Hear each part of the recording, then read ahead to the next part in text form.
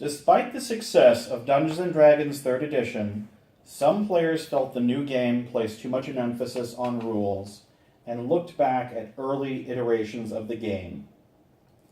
In 2006, Osric, the old-school reference and index compilation, is released online.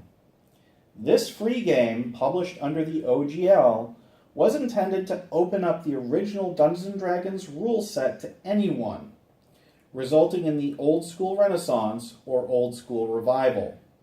These are fan-made games that were steeped in nostalgia. I have here a sampling of games produced as part of that movement.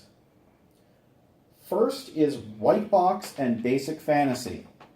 These games are retro clones of the original Dungeons & Dragons 1974 rules. Basic Fantasy is significant in that the full rules are free online and the book is sold at cost. Through Amazon's print-on-demand service, most of these books were around $5.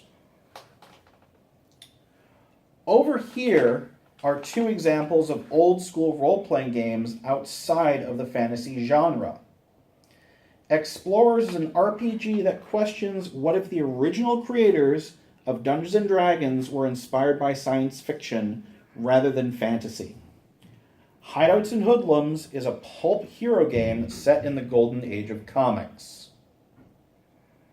This would not have been all possible without the open game license, online ebook retailers, and print-on-demand services. It has not only led to an age where anyone can self-publish online, but they can sell physical books through companies like Amazon and Lulu. Most of these old-school role-playing books were printed at Amazon's facility in Delaware and arrived at my doorstep a few days after I put the order in.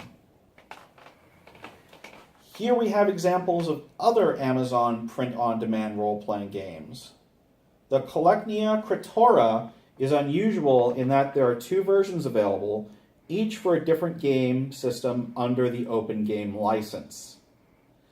This book was originally published for the old-school Renaissance game Monsters and Magic, while the other version produced for the newer Fate RPG.